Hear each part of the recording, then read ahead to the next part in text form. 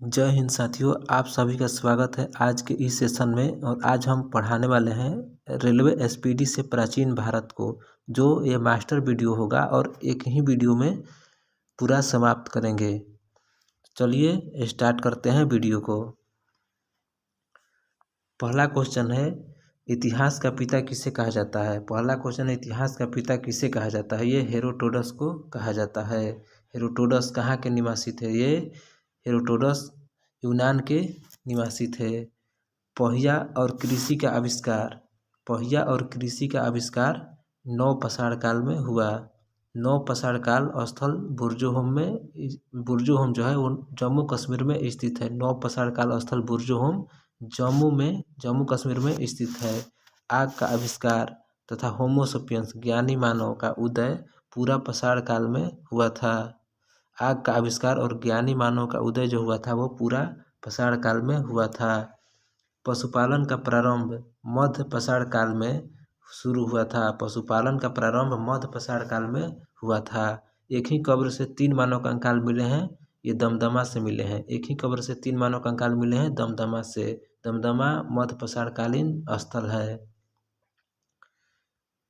Next question है, पशुपालन और कृषि का साक्ष्य मिले हैं। पशुपालन और कृषि के प्राचीन साक्ष्य मिले हैं मेहरगढ़ से, और मेहरगढ़ बलूचिस्तान प्रांत के पाकिस्तान में स्थित है।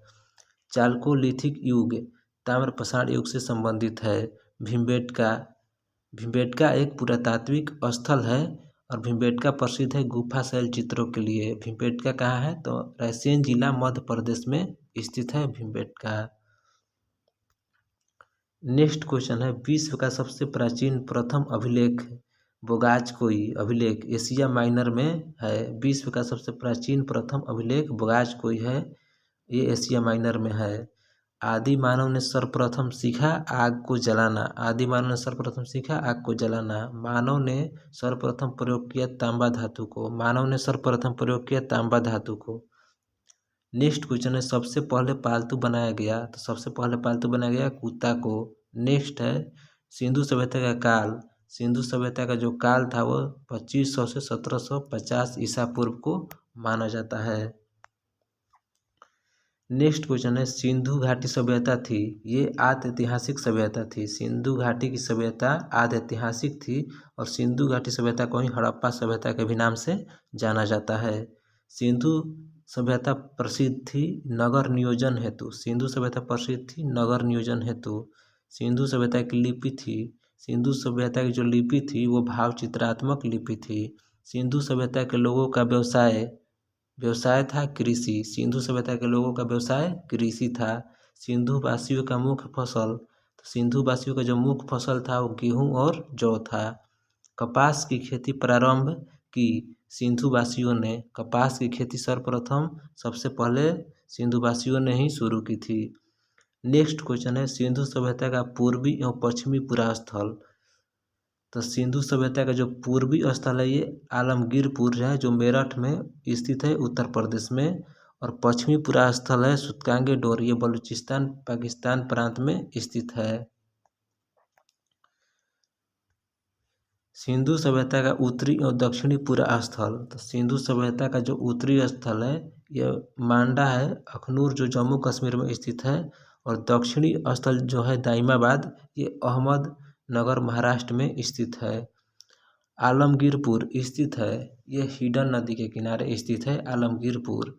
मांडा स्थित है चिनाब नदी के किनारे। सिंधु सभ्यता थी ये नगरीय सभ्यता थी सिंधु सभ्यता। और हड़प्पा सभ्यता जो थी वो ग्रामीण सभ्यता थी। सिंधु सभ्यता का प्रमुख बंदरगाह लोथल जो था सिंधु सभ्यता का प्रमुख बंदरगाह था। लोथल स्थित है ये भोगवा नदी के किनारे स्थित है। लोथल कहाँ है, ये गुजरात में है। भारत में हड़प्पा का बृहद स्थल यह है जो राखीगढ़ी है। भारत में हड़प्पा का सबसे बड़ा स्थल राखीगढ़ी है, जो हरियाणा के हिसार में घग्गर नदी के तट पर स्थित है। राखीगढ़ी कहाँ स्थित है, ये घग्गर नदी के तट पर स्थित है। नेक्स्ट क्वेश्चन है, सिंधुवासी पूजा करते थे पशुपति की। सिंधुवासी जो पूजा करते थे वो पशुपति की पूजा करते थे। हड़प्पा सिंधु सभ्यता के बारे में सबसे पहले जानकारी चार्ल्स मेमन ने 1826 में दी। हड़प्पा सिंधु सभ्यता के बारे में जानकारी सबसे पहले चार्ल्स मेमन ने 1826 में दी। नेक्स्ट क्वेश्चन है, हड़प्पा स्थित है पाकिस्तान के पंजाब प्रांत में। हड़प्पा स्थित है पाकिस्तान के पंजाब प्रांत के मोंटगोमरी जिला में स्थित है, जो रावी नदी के तट पर स्थित है। और ये रावी नदी के बाएं तट पर स्थित है हड़प्पा। रावी नदी इरावती नदी का प्राचीन नाम जो है वो परुष्णी है। हड़प्पा की सभ्यता थी कांस्य युगीन सभ्यता थी। हड़प्पा की सभ्यता कांस्य युगीन सभ्यता थी। नेक्स्ट क्वेश्चन है, हड़प्पाई समाज जो थी वो मृत सत्रात्मक थी। हड़प्पाई समाज जो थी मृत सत्रात्मक थी। नेक्स्ट क्वेश्चन है, स्वास्तिक चिन्ह का देन हड़प्पा की देन है स्वास्तिक चिन्ह। स्वास्तिक चिन्ह देन है हड़प्पा सभ्यता की।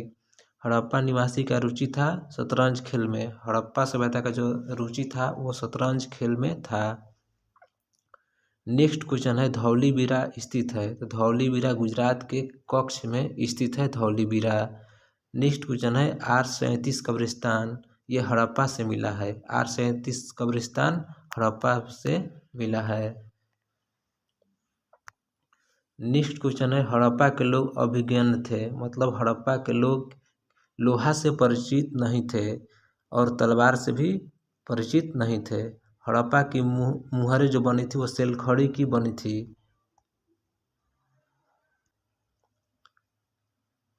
हड़प्पा में मिट्टी के बर्तनों पर जो प्रयुक्त रंग था वो लाल था। हड़प्पा में जो मिट्टी के बर्तन पर प्रयुक्त रंग होता था वो लाल।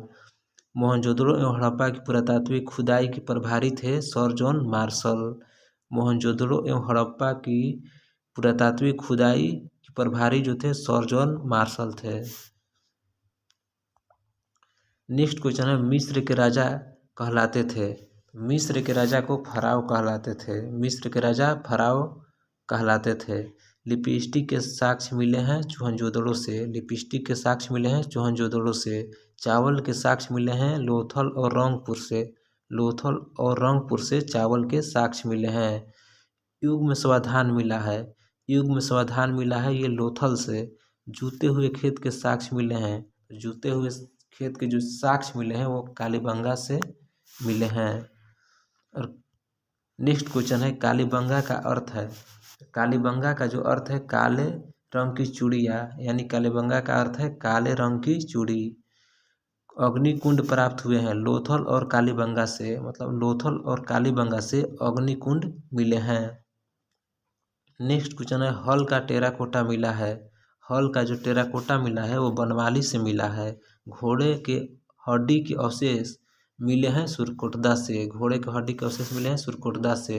सुरकोटदा किस राज्य में स्थित है? गुजरात में स्थित है। नेक्स्ट क्वेश्चन है, सिंधु सभ्यता की सबसे बड़ी इमारत है। सिंधु सभ्यता की सबसे बड़ी इमारत है मोहनजोदड़ो से प्राप्त अन्नागार, यानी मोहनजोदड़ो से जो प्राप्त अन्नागार हुआ है सिंधु सभ्यता की सबसे बड़ी इमारत है। और मोहनजोदड़ो की खोज 1922 में हुई थी। मोहनजोदड़ो की खोज किसने की? ये राखलदास बनर्जी ने की। मोहनजोदड़ो का जो शाब्दिक अर्थ है ये मृतकों का टीला है। मोहनजोदड़ो का शाब्दिक अर्थ मृतकों का टीला है। नर्तकी की कांस्य मूर्ति मिली है मोहनजोदड़ो से। नर्तकी की कांस्य मूर्ति मिली है मोहनजोदड़ो से। मोहनजोदड़ो है पाकिस्तान के सिंध प्रांत के लरकाना जिला में स्थित है, जो सिंधु नदी के दाएं तट पर स्थित है। मोहनजोदड़ो पाकिस्तान के सिंध प्रांत में लरकाना जिला के सिंधु नदी के तट पर दाएं साइड में स्थित है। मोहनजोदड़ो से प्राप्त स्मारक। मोहनजोदड़ो से प्राप्त स्मारक है बृहत स्नानागार।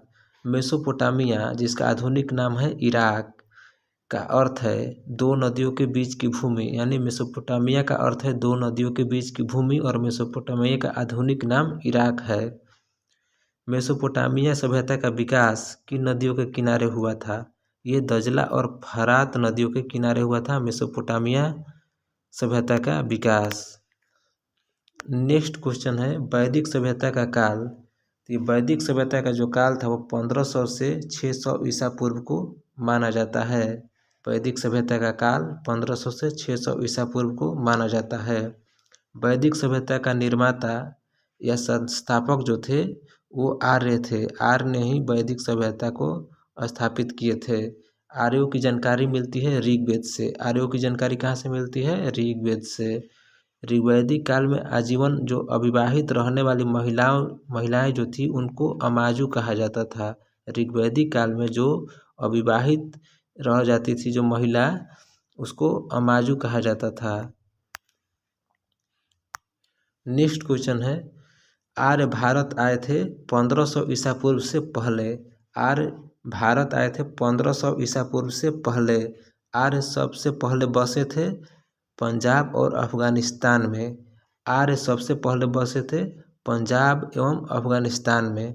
आर्यों का जो मूल निवास था वो मध्य एशिया था। आर्यों कहाँ के निवासी थे? ये मध्य एशिया के निवासी थे। आर्यों का मुख्य जो व्यवसाय था वो पशुपालन और कृषि था। पशुपालन और कृषि आर्यों का मुख्य व्यवसाय था।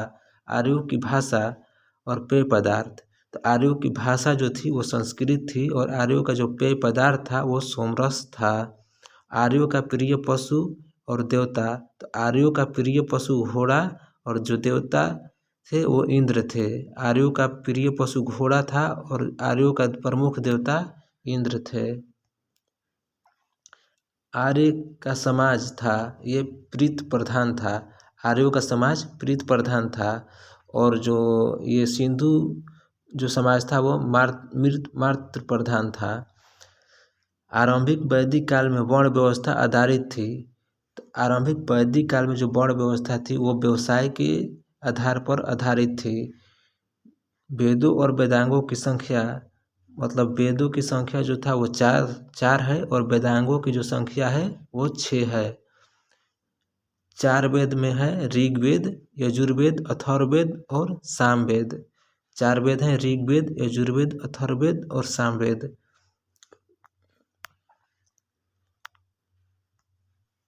वेदांग 6 वेदांग है। वेदांग है जो 6 हैं जो वेदों के अंग को वेदांग कहते हैं और ये 6 हैं। पहला है शिक्षा, छंद, व्याकरण, निरुक्त, कल्प और ज्योतिष। वैदिक ऋचाओं का संग्रहित रूप है संहिता, यानी वैदिक ऋचाओं के संग्रहित रूप को ही संहिता कहते हैं। सबसे प्राचीन वेद ये ऋग्वेद है। सबसे प्राचीन वेद ऋग्वेद है और इसमें 228 सूक्त है। ऋग्वेद में 228 सूक्त है। ऋग्वेद के संकलनकर्ता ये कृष्ण द्वैपायन वेद व्यास हैं। ऋग्वेद के जो संकलनकर्ता है कृष्ण द्वैपायन वेद व्यास है। ऋग्वेद ऋचाओं को पढ़ने वाले जो ऋषि थे उसको होत्र कहा जाता था। ऋग्वेद के ऋचाओं को पढ़ने वाले ऋषि होत्र कहते थे। नेक्स्ट क्वेश्चन है, ऋग्वेद में कितनी नदियाँ का वर्णित है? मतलब ऋग्वेद में कितनी नदियाँ वर्णित है? तो ये 25। ऋग्वेद में सर्वाधिक बार वर्णित नदी जो है वो सिंधु है। ऋग्वेद में सर्वाधिक बार जो वर्णित नदी है वो सिंधु नदी है। नेक्स्ट क्वेश्चन है, ऋग्वेद में वर्णित सबसे पवित्र नदी ये सरस्वती है। सर्वाधिक बार उल्लेख हुआ है सिंधु नदी का और पवित्र नदी है सरस्वती। भारत में वैदिक सभ्यता विकसित हुई थी तो ये सरस्वती नदी के किनारे। भारत में जो वैदिक सभ्यता विकसित हुई थी वो सरस्वती नदी के किनारे। ऋग्वेद में गंगा और यमुना का उल्लेख है। तो ऋग्वेद में गंगा का उल्लेख 1 बार हुआ है और यमुना का जो उल्लेख हुआ है वो 3 बार हुआ है। ऋग्वेद में वर्णित प्रमुख देवता तो इंद्र थे और इंद्र को ही पुरंदर की संधि दी गई थी। मतलब इंद्र को पुरंदर नाम से भी पुकारा जाता था। नेक्स्ट क्वेश्चन है, गायत्री मंत्र। गायत्री मंत्र जो है ऋग्वेद के 3रे मंडल में स्थित है और गायत्री मंत्र के जो रचनाकार हैं जो गायत्री मंत्र लिखे थे वो विश्वामित्र थे। गायत्री मंत्र के रचनाकार विश्वामित्र। गायत्री मंत्र समर्पित है तो ये सूर्य देवता सावित्री को समर्पित है गायत्री मंत्र। नाट्य शास्त्र के रचयिता, नाट्य शास्त्र के जो रचयिता थे ये भरत मुनि थे। भरत मुनि को नाट्य शास्त्र के रचयिता माना जाता है। दक्षराज युद्ध यानी 10 राजाओं का जो युद्ध था का उल्लेख जो मिलता है ऋग्वेद के 7वें मंडल में मिलता है। और दक्षराज जो युद्ध लड़ा गया था वो प्रसरणी यानी रावी नदी के तट पर सुदास एवं 10 जनों के बीच लड़ा गया था, जिसमें सुदास की हार हो गई थी। 7वां मंडल किस वंश से संबंधित है? ये वशिष्ठ से संबंधित है 7वां मंडल। 8वें मंडल की ऋचाएँ कहलाती है खील, यानी खील जो है वो 8वें मंडल की ऋचाएँ को खील कहते हैं। सोम देवता को समर्पित है 9वां मंडल। 9वां मंडल किसको समर्पित है? सोम देवता को समर्पित है। नेक्स्ट क्वेश्चन है, ऋग्वेद में सबसे बाद का निर्मित जो मंडल है वो 10वां है। मतलब ऋग्वेद में सबसे बाद में बनाया गया है 10वां मंडल। ऋग्वेद की मूल लिपि थी ये ब्राह्मणी लिपि थी। ऋग्वेद की मूल लिपि क्या थी? ब्राह्मणी। धर्मशास्त्रों में भू राजस्व दर था 1/6। धर्मशास्त्रों में भू राजस्व का दर 1/6 था। वैदिक काल का प्रमुख पशु था गाय। वैदिक काल का प्रमुख पशु गाय। वैदिक काल में किस जानवर को अघन्या यानी अघन्या मतलब न मारे जाने वाले योग माना गया है? ये गाय को न मारने वाला कहा गया है। और जो गाय को मारता था उसको देश से निकालने की भी परंपरा थी।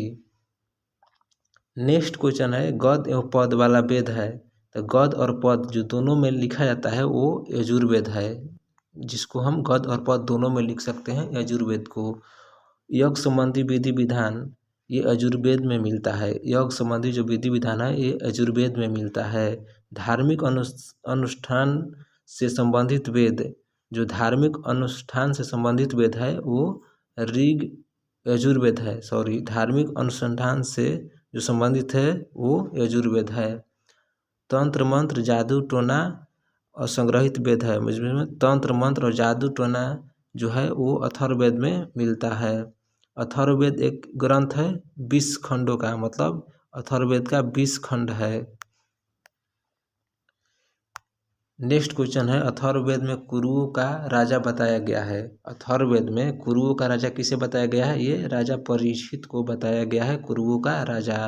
अथर्ववेद में प्रजापति की 2 पुत्रियां कहा गया है। अथर्ववेद में प्रजापति की 2 पुत्रियां कहा गया है सभा और समिति को।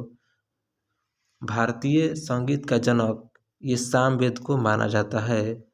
सामवेद में सूक्तों की संख्या कितनी है? 1810 सूक्त है सामवेद में। सामवेद यजुर्वेद के मंत्रों का उच्चारण करने वाले ऋषि कहलाते हैं। तो सामवेद का जो उच्चारण करते हैं उसको उद्गाता कहते हैं, और यजुर्वेद के जो उच्चारण करते हैं उसे अर्घायु कहते हैं। ऐतरेय ब्राह्मण संबंधित है ऋग्वेद से। ऐतरेय ब्राह्मण ग्रंथ जो संबंधित है वो ऋग्वेद से संबंधित है। पंचविंश ब्राह्मण ग्रंथ संबंधित है सामवेद से। गोपद संबंधित है अथर्ववेद से, और शतपथ ब्राह्मण ग्रंथ संबंधित है यजुर्वेद से। नेक्स्ट क्वेश्चन है, राज अभिषेक समारोह का विवरण। राज्याभिषेक समारोह का विवरण ऐतरेय ब्राह्मण ग्रंथ में मिलता है। राज अभिषेक समारोह का विवरण ऐतरेय ब्राह्मण ग्रंथ में मिलता है। नेक्स्ट क्वेश्चन है, उत्तर वैदिक काल के संबंध में जानकारी मिलती है। तो उत्तर वैदिक काल के संबंध में जानकारी आपको मिलेगी सामवेद, यजुर्वेद और अथर्ववेद से। नेक्स्ट क्वेश्चन है, उत्तर वैदिक कालीन समाज किन 4 वर्णों में विभक्त था? उत्तर वैदिक कालीन समाज जो था वो किन 4 वर्णों में विभक्त था? तो ये ब्राह्मण, क्षत्रिय, वैश्य और शूद्र, ये 4 भागों में विभक्त था। 4 वर्ण ब्राह्मण, क्षत्रिय, वैश्य और शूद्र का उल्लेख मिलता है ऋग्वेद के पुरुष सूक्त, और पुरुष सूक्त 10वें मंडल में स्थित है। 10वें मंडल में गोत्र शब्द की उत्पत्ति ये उत्तर वैदिक काल में मिलता है। गोत्र शब्द की जो उत्पत्ति हुई थी वो उत्तर वैदिक काल में हुई थी। उत्तर वैदिक काल के प्रमुख देवता प्रजापति। उत्तर वैदिक काल ऋग्वेद में थे इंद्र, और उत्तर वैदिक काल में होगा इंद्र के स्थान पर प्रजापति। नेक्स्ट क्वेश्चन है, पुराणों जो पुराण थी इसकी कुल संख्या 18 का अध्ययन करने वाला प्रथम जो मुसलमान था वो अल-बरूनी था, यानी पुराणों का सबसे पहले अध्ययन जो मुसलमान था अध्ययन करने वाला वो अल-बरूनी था। नेक्स्ट क्वेश्चन है पुराणों के संकलनकर्ता ये लोमहर्ष एवं उग्रसर्वा थे। पुराणों के संकलनकर्ता थे लोमहर्ष और उग्रसर्वा। सबसे प्राचीन पुराण है मत्स्य पुराण। मौर्य वंश की जानकारी जो मिलती है विष्णु पुराण में मिलती है। नेक्स्ट क्वेश्चन है सातवाहन वंश की जानकारी। तो ये सातवाहन वंश की जो जानकारी है वो मत्स्य पुराण में मिलता है और गुप्त वंश की जानकारी वायु पुराण में मिलती है। नेक्स्ट क्वेश्चन है उपनिषद विषय वस्तु है ये दर्शन का। उपनिषद विषय वस्तु है दर्शन का। दर्शनों में सर्वाधिक प्राचीन माना जाता है सांख्य दर्शन को। न्याय और सांख्य दर्शन के प्रवर्तक, तो न्याय दर्शन के जो प्रवर्तक थे वो गौतम थे और सांख्य दर्शन के जो प्रवर्तक थे वो कपिल मुनि थे। योग मीमांसा दर्शन के प्रवर्तक, तो योग दर्शन के प्रवर्तक थे पतंजलि और मीमांसा दर्शन के प्रवर्तक थे जैमिनी। नेक्स्ट क्वेश्चन है ब्राह्मण ग्रंथ संबंधित है कर्मकांड से। ब्राह्मण ग्रंथ जो संबंधित है वो कर्मकांड से संबंधित है। उपनिषदों की संख्या, तो उपनिषदों की जो संख्या है वो 108 है, लेकिन प्रमाणिक में है जो 13 है। 13 को ही प्रमाणिक किया गया है। नेक्स्ट क्वेश्चन है सत्यमेव जयते लिखा गया है। सत्यमेव जयते लिया गया है, सत्यमेव जयते लिया गया है ये मुनको उपनिषद से। मुनको उपनिषद से लिया गया है सत्यमेव जयते। तमसो मां ज्योतिर्मय और ओम का जो लिया गया है वो बृहदारण्यक उपनिषद से लिया गया है। भारत की प्रथम कानून की पुस्तक है वो मनुस्मृति है। मनुस्मृति को भारतीय कानून की प्रथम पुस्तक मानी जाती है। स्मृति ग्रंथों में सबसे प्राचीन है मनुस्मृति। स्मृति ग्रंथ में सबसे प्राचीन है मनुस्मृति और मनुस्मृति शुंग काल का मानक ग्रंथ है। मतलब मनुस्मृति मानक ग्रंथ है शुंग काल का। प्राचीन हिंदू विधि यानी मनुस्मृति के लेखक थे मनु। भारत का प्रथम महाकाव्य ये रामायण था। भारत का प्रथम महाकाव्य रामायण था और रामायण के रचयिता थे महर्षि वाल्मीकि। महर्षि वाल्मीकि ने ही रामायण को लिखा था। नेक्स्ट क्वेश्चन है भारत का सबसे बड़ा महाकाव्य। भारत का सबसे बड़ा महाकाव्य महाभारत और महाभारत के जो रचयिता थे वो महर्षि वेदव्यास को माना जाता है। नेक्स्ट क्वेश्चन है महाभारत का अन्य नाम था जय संहिता। महाभारत का अन्य नाम भी है जिसका नाम है जय संहिता। महाभारत का फारसी अनुवाद रजनामा नाम से हुआ है। महाभारत का फारसी में अनुवाद जो है रजनामा नाम से किसने किया है, ये बदायूनी ने किया है 16वीं सदी में।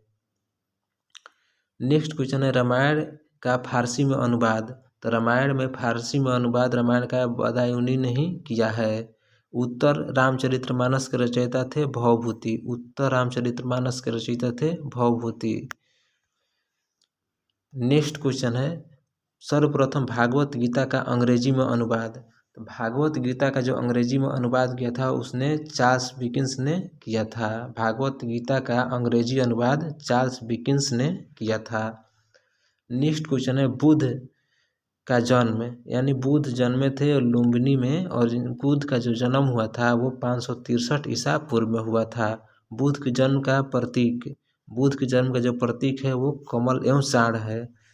बुद्ध की जो मृत्यु हुई थी वो 483 ईसा पूर्व में हुई थी। कुशीनगर की मल गणराज्य की राजधानी थी कुशीनगर। ये मल्लू की राजधानी थी कुशीनगर। नेक्स्ट क्वेश्चन है बुद्ध की मृत्यु की घटना है। बुद्ध की मृत्यु को कहा जाता है महापरिनिर्वाण। बुद्ध की मृत्यु को क्या कहा जाता है, महापरिनिर्वाण। बुद्ध के पिता थे सुद्धोधन जो ये शाक्य कुल के थे। बुद्ध की माता का नाम था महामाया देवी। ये कुलीय वंश से संबंधित है। बुद्ध का अन्य नाम था सिद्धार्थ और इसका एक और नाम था तथागत। बुद्ध के प्रथम गुरु ये अलार्कराम थे। बुद्ध के प्रथम गुरु अलार्कराम थे। बुद्ध के द्वितीय गुरु थे रुद्रक राम पुत्र।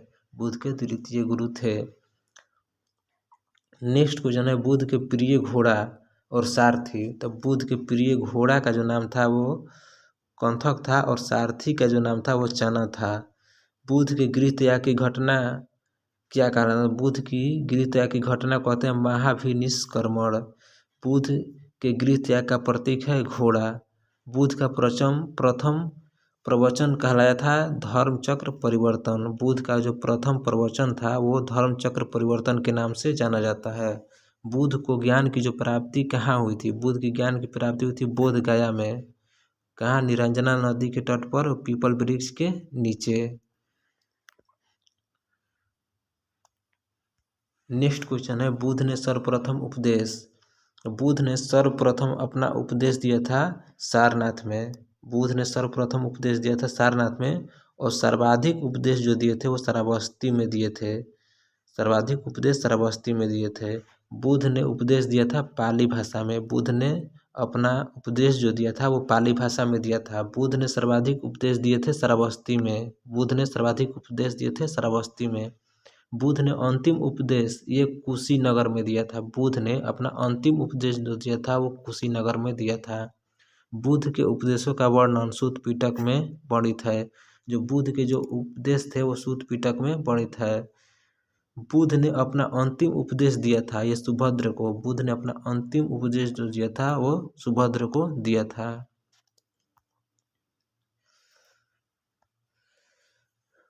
नेक्स्ट क्वेश्चन है बौद्ध ग्रंथों में सबसे प्राचीन ग्रंथ है त्रिपिटक। बौद्ध ग्रंथ में सबसे प्राचीन ग्रंथ है त्रिपिटक।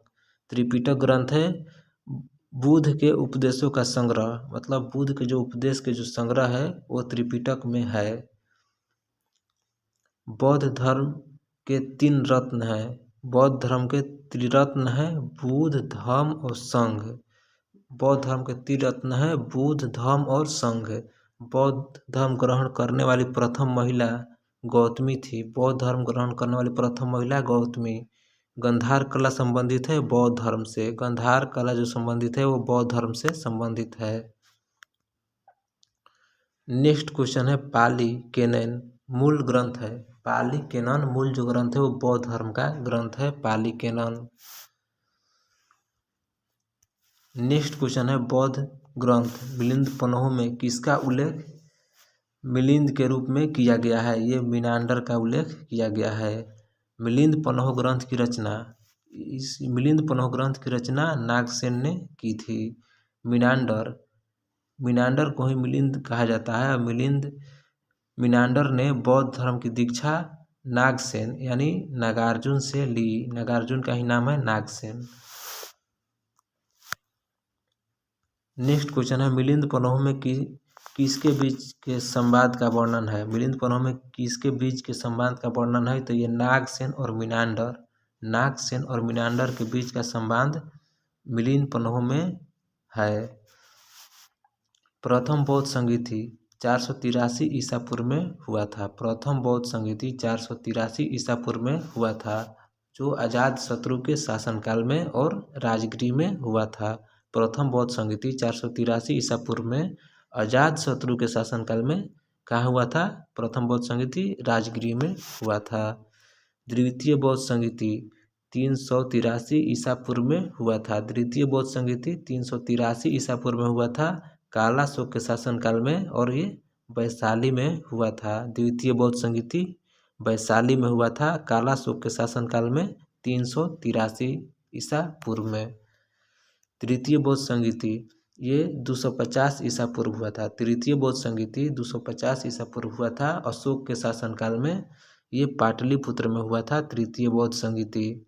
चतुर्थ बौद्ध संगीति ये पहली ईसा की प्रथम शताब्दी में हुआ था। चतुर्थ बौद्ध संगीति ईसा की प्रथम शताब्दी में हुआ था और ये चतुर्थ बौद्ध संगीति कनिष्क के शासनकाल में हुआ था और कुंडलवन कश्मीर में हुआ था। चतुर्थ बौद्ध संगीति कनिष्क के शासनकाल में हुआ था। कहाँ हुआ था? कुंडलवन कश्मीर में। ये प्रथम शताब्दी में हुआ था।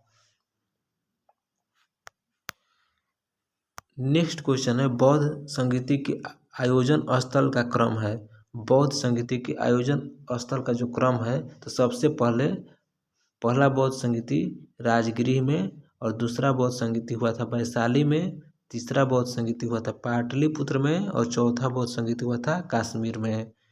प्रथम बौद्ध संगीति के जो अध्यक्ष थे वो महाकश्यप थे। प्रथम बौद्ध संगीति के अध्यक्ष महाकश्यप थे। द्वितीय बौद्ध संगीति के अध्यक्ष साबाकामी थे। तृतीय बौद्ध संगीति के अध्यक्ष मोगलीपुत्तिस थे और चतुर्थ बौद्ध संगीति के अध्यक्ष वासुमित्र थे। पहली बार बौद्ध धर्म का विभाजन, तो पहली बार जो बौद्ध धर्म का विभाजन हुआ था वो तृतीय बौद्ध संगीति में, और दोबारा भी हुआ था वो चतुर्थ बौद्ध संगीति में हुआ था। हीनयान और महायान अस्तित्व में आया था चतुर्थ बौद्ध संगीति में, यानी जो चतुर्थ बौद्ध संगीति में जो दोबारा हुआ था विभाजन, वो हीनयान और महायान मतलब दो शाखाओं में बट गया था बौद्ध धर्म। नेक्स्ट क्वेश्चन है मूर्ति पूजा को बढ़ावा दिया। मूर्ति पूजा को जो बढ़ावा दिया था वो महायान ने दिया था। आत्म अनुशासन और ध्यान के माध्यम से व्यक्तिगत मोक्ष पर जोर देता है हीनयान। आत्म अनुशासन और ध्यान के माध्यम से व्यक्तिगत मोक्ष पर जो जोर देता है वो हीनयान देता है। हीनयान का प्रमुख ग्रंथ है कथावस्तु। हीनयान का प्रमुख ग्रंथ है कथावस्तु और बुद्ध के पुनर्जन्म पर आधारित कथा है जातक। जातक में बुद्ध के पुनर्जन्म पर आधारित कथा है। नेक्स्ट क्वेश्चन है अजंता की गुफाओं में किस ग्रंथ का चित्रण है। अजंता की गुफाओं में किस ग्रंथ का चित्रण है, ये जातक का चित्रण है। जातक बौद्ध धर्मों का पवित्र ग्रंथ है। बौद्धों का पवित्र ग्रंथ है जातक, और अजंता की गुफा में किस धर्म का चित्रण है, जातक का। नेक्स्ट क्वेश्चन है बौद्ध धर्म का पूजा स्थल है। बौद्ध धर्म का पूजा स्थल है चैत्य मंडप, यानी चैत्य को बौद्धों का पूजा स्थल माना जाता है। एशिया का ज्योति पुंज कहा गया है, ये गौतम बुद्ध को कहा गया है एशिया का ज्योति पुंज, light of Asia. Next question है चंद्रप्रभोत, ये समकालीन थे गौतम बुद्ध के। चंद्रप्रभोत समकालीन थे गौतम बुद्ध के। चंद्रप्रभोत राजा थे अवंती के। चंद्रप्रभोत राजा थे अवंती गणराज्य के। नेक्स्ट क्वेश्चन है बुद्ध की मूर्तियों का निर्माण कुषाण काल में हुआ था। बुद्ध की मूर्तियों का निर्माण जो हुआ था वो कुषाण काल में हुआ था। बुद्ध के प्रथम अनुयायी शासक थे। बुद्ध के प्रथम अनुयायी शासक थे बिंबिसार, प्रसेनजीत और उदयन। बिंबिसार, प्रसेनजीत एवं उदयन बुद्ध के प्रमुख अनुयायी थे। नेक्स्ट क्वेश्चन है गौतम बुद्ध को देवता और भगवान का स्थान प्राप्त हुआ कनिष्क के शासनकाल में। गौतम बुद्ध को देवता यानी भगवान का स्थान प्राप्त हुआ कनिष्क के समय में। नेक्स्ट क्वेश्चन है स्तूप।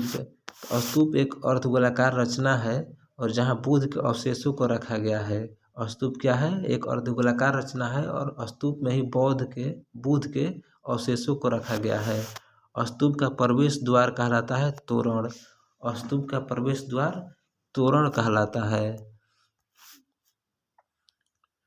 नेक्स्ट क्वेश्चन है स्तूप के चारों ओर परिक्रमा करने के लिए जो वृत्ताकार जो पथ बनाया गया है वो कहलाता है प्रदक्षिणा। प्रदक्षिणा कहलाता है। स्तूप के चारों ओर परिक्रमा करने के लिए जो वृत्त का जो पथ होता है वो कहलाता है प्रदक्षिणा। प्रदक्षिणा पथ एक लकड़ी की बाड़ से घिरा होता है जो कहलाता है वेदिका। नेक्स्ट क्वेश्चन है शरीर के अवशेष रखने के लिए बनाए गए स्तूपों को किस रूप में जाना जाता है, सिरिरिका। यानी शरीर के जो अवशेष रखे हैं जो स्तूप बना है उसको जाना जाता है सिरिरिका के नाम से। स्तूप में अर्धवृत्ताकार टीले के रूप में बालकनी जैसी संरचना कहलाती है। स्तूप में अर्धवृत्ताकार टीले के रूप में बालकनी जैसी संरचना को कहते हैं हर्मिका। नेक्स्ट क्वेश्चन है हर्मिका के ऊपर एक छतरीनुमा संरचना होती है जो कहलाता है वृष्टि। वृष्टि कहलाता है।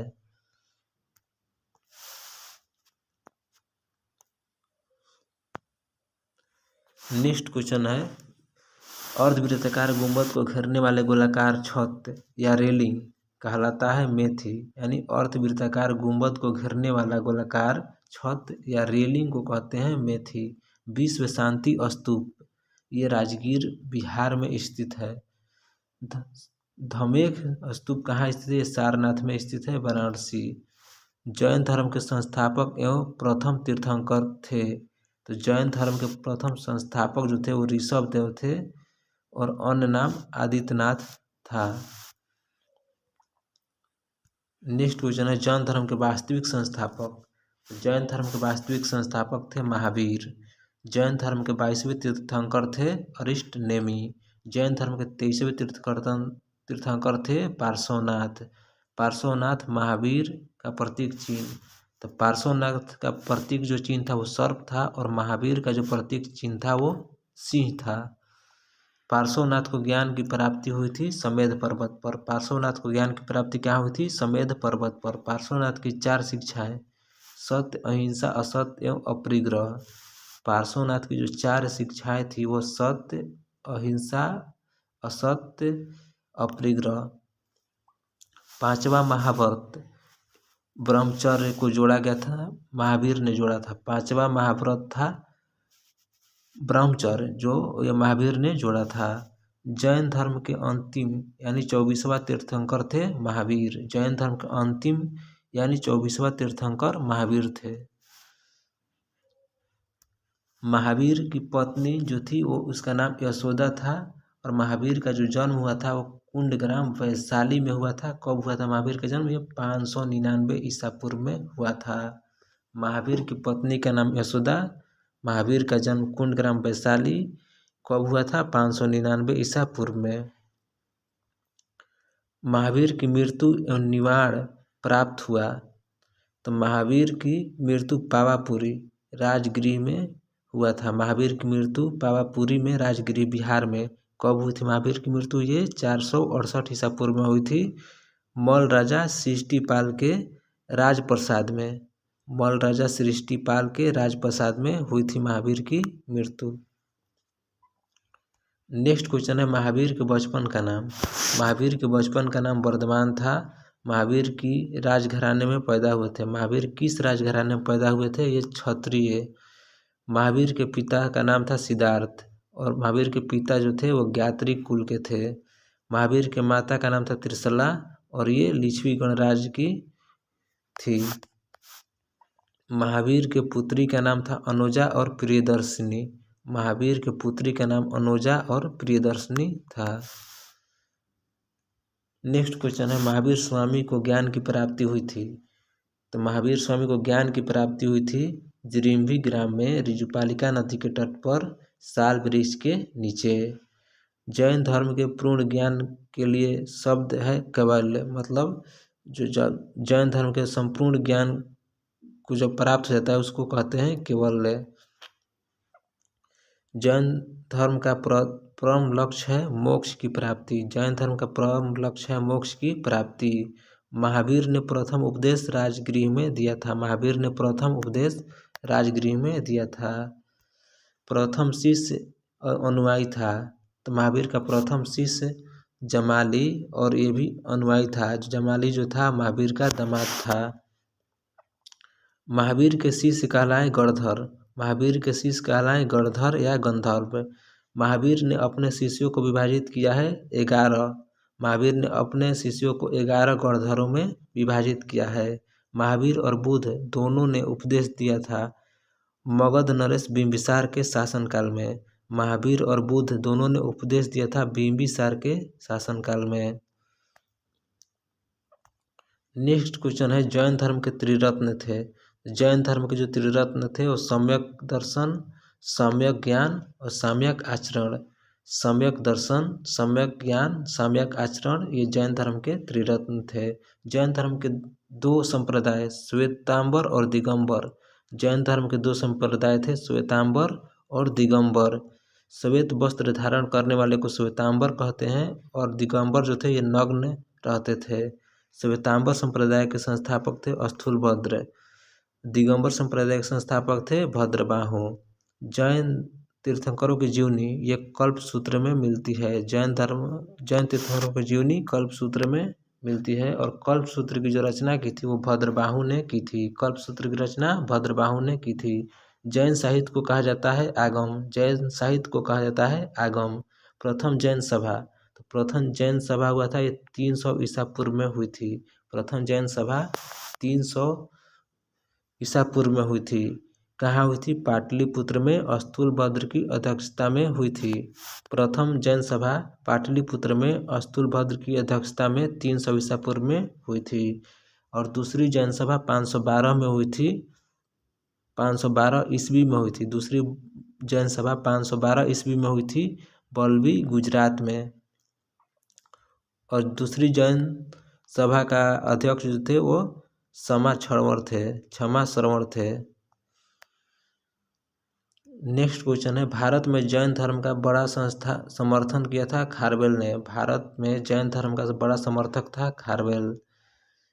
प्रथम जैन भिक्षुणी दधिवाहन की पुत्री चंपा थी। प्रथम जैन भिक्षुणी दधिवाहन की पुत्री चंपा थी। जैन भिक्षुणी के आचार नियमों का उल्लेख मिलता है अचरांग सूत्र में।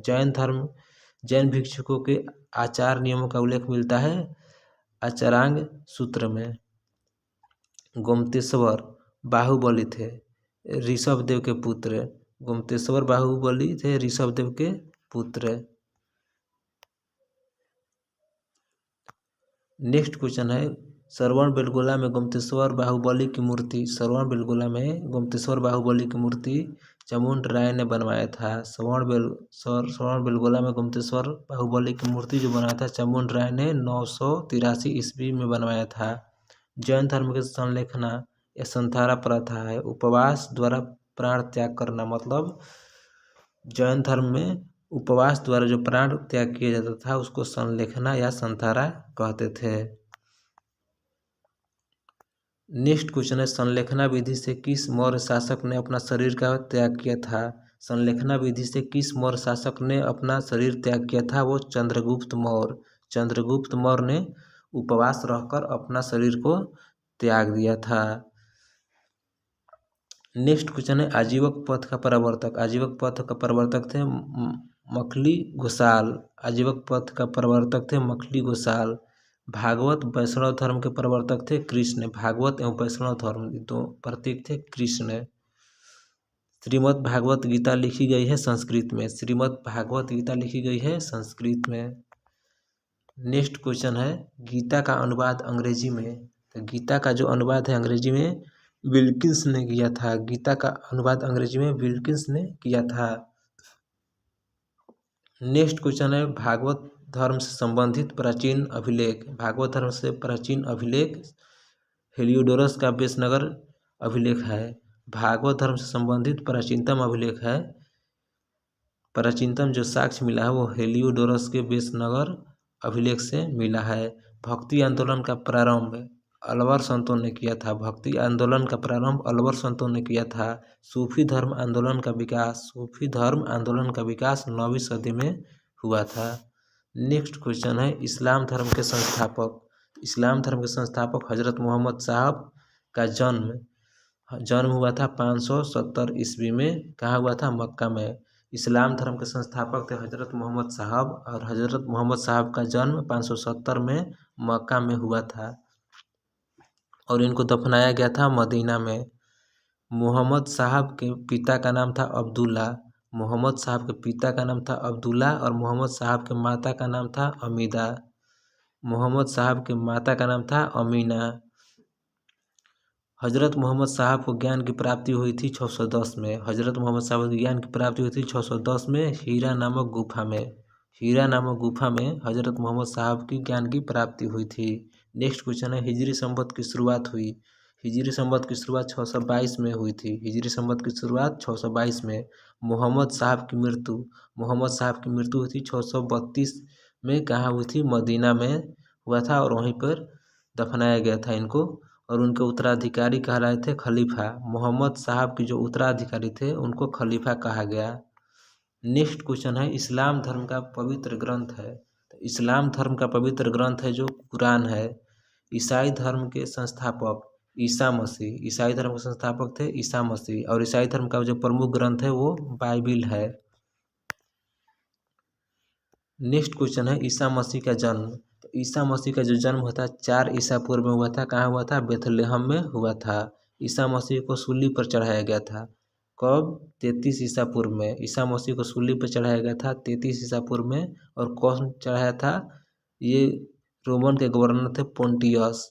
पोंटियस द्वारा ईसा मसीह को सूली पर चढ़ाया गया था 33 ईसा ईस्वी में। पारसी धर्म के संस्थापक। पारसी धर्म के संस्थापक जरथुस्ट थे। पारसी धर्म के संस्थापक थे जरथुस्ट। पारसियों का धार्मिक ग्रंथ है जेंदा अवेस्ता। पारसियों का धार्मिक ग्रंथ है जेंदा अवेस्ता। यहूदियों का पवित्र ग्रंथ है तोरह। यहूदियों का पवित्र ग्रंथ है तोरह। नेक्स्ट क्वेश्चन है 16 महाजनपदों की सूची मिलती है। 16 महाजनपदों की सूची मिलती है बौद्ध ग्रंथ में। और अंगुत्तर निकाय एवं जैन ग्रंथ के भागवत सूत्र में। बौद्ध 16 महाजनपदों की जो सूची मिलती है बौद्ध ग्रंथ के अंगुत्तर निकाय में मिलती है और जैन धर्म के भागवती सूत्र में मिलती है 16 महाजनपदों की सूची। नेक्स्ट क्वेश्चन है अवंती अंग की राजधानी। तो अवंती की राजधानी थी उज्जैन और अंग जनपद की राजधानी थी वो चंपा थी। कौशल और मल्ल की राजधानी। तो कौशल वंश की राजधानी थी श्रावस्ती और मल्ल की राजधानी थी कुशीनगर। वत्स और शूरसेन की राजधानी। तो वत्स की राजधानी थी कौशाम्बी और शूरसेन की राजधानी थी मथुरा। वजी और गंधार की राजधानी। तो वजी संघ की राजधानी थी वैशाली और गंधार की राजधानी थी तक्षशिला। पंचाल और कंबोज की राजधानी। तो पंचाल की राजधानी थी अहिछत्र और कंबोज की राजधानी थी हाटक। चेदी और मस्तस्य की राजधानी। तो चेदी की राजधानी थी शक्तिमती और मस्तस्य की राजधानी थी विराटनगर। कुरु और अस्मक की राजधानी। तो कुरु की राजधानी थी इंद्रप्रस्थ और अस्मक की राजधानी थी पोर्तली। मगध और काशी की राजधानी। तो मगध की राजधानी थी राजगिरी और काशी की राजधानी थी वाराणसी। नेक्स्ट क्वेश्चन है महाजनपद काल में अनाज रखने हेतु प्रयोग किया जाता था चित्रित धूसर मृदभांड। जो मृदभांड था उसको अनाज रखने के लिए प्रयुक्त किया जाता था। नेक्स्ट क्वेश्चन है उत्तरी बिहार का प्राचीन नाम। तो उत्तरी बिहार का जो प्राचीन नाम था वो वजी नाम से प्रसिद्ध था। प्राचीन काल में गंगा के दक्षिण क्षेत्र को किस नाम से जाना जाता था? तो ये मगध के नाम से जाना जाता था। मगध महाजनपद घिरा था गंगा और सोन नदियों से। मगध जनपद जो घिरा था वो गंगा और सोन नदियों से घिरा था। नेक्स्ट क्वेश्चन है भारत का प्रथम ऐतिहासिक वंश हर्यक वंश। मतलब भारत का प्रथम ऐतिहासिक वंश था हर्यक वंश। मौर्य वंश की स्थापना से ठीक पहले मगध पर शासन किया था हर्यक वंश ने। मौर्य वंश की स्थापना से पहले हर्यक वंश का शासन था और हर्यक वंश का जो संस्थापक था वो बिंबिसार था और मगध साम्राज्य की स्थापना बिंबिसार ने किया। बिंबिसार मगध की गद्दी पर बैठा। तो बिंबिसार मगध की गद्दी पर बैठा था 544 ईस्वी ईसा पूर्व में। नेक्स्ट क्वेश्चन है बिंबिसार का राजवैद्य था। तो बिंबिसार का जो राजवैद्य था वो जीवक था। बिंबिसार की हत्या तो इसकी हत्या अजातशत्रु ने की। अजातशत्रु बिंबिसार का पुत्र था। अजातशत्रु किसका पुत्र था? बिंबिसार का। बिंबिसार का राजवैद्य था जीवक। बिंबिसार की हत्या किया था अजातशत्रु। अजातशत्रु किसका पुत्र था? बिंबिसार का। मगध की प्रथम राजधानी गिरिब्रिज थी। मगध की प्रथम राजधानी गिरिब्रिज थी। नेक्स्ट क्वेश्चन है पाटलिपुत्र को राजधानी बनाया उदयन ने। पाटलिपुत्र को राजधानी उदयन ने बनाया। मगध की राजधानी को पाटलिपुत्र से वैशाली स्थानांतरण किसने किया था? मतलब मगध की राजधानी को पाटलिपुत्र से वैशाली किसने ले गया था? इस शिशुनाग ने लेकर गया था। मगध की राजधानी को वैशाली से पुनः पाटलिपुत्र किसने लाया? ये कालाशोक ने लाया। नेक्स्ट क्वेश्चन है महावीर और गौतम बुद्ध की मृत्यु हुआ था। महावीर और गौतम बुद्ध की मृत्यु हुआ था अजातशत्रु के शासनकाल में। नेक्स्ट क्वेश्चन है अजातशत्रु कुडिक की हत्या उदयन ने की। अजातशत्रु जिसको कुड़ी के नाम से भी जाना जाता था, उसकी हत्या उदयन ने की।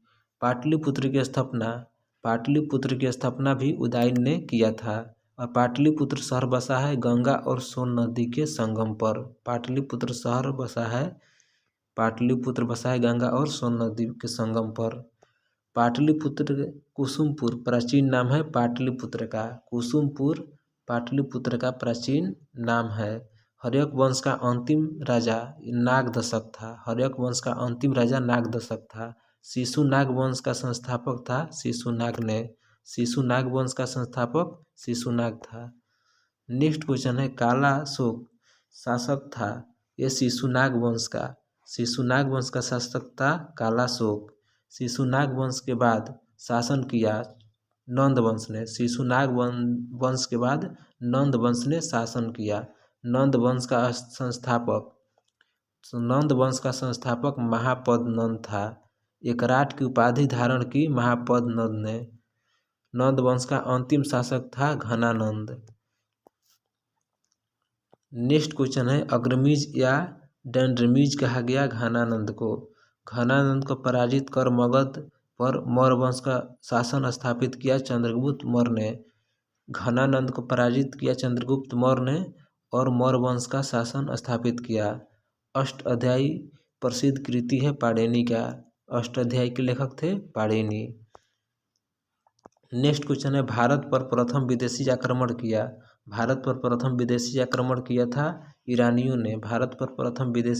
किया था ईरानियों ने।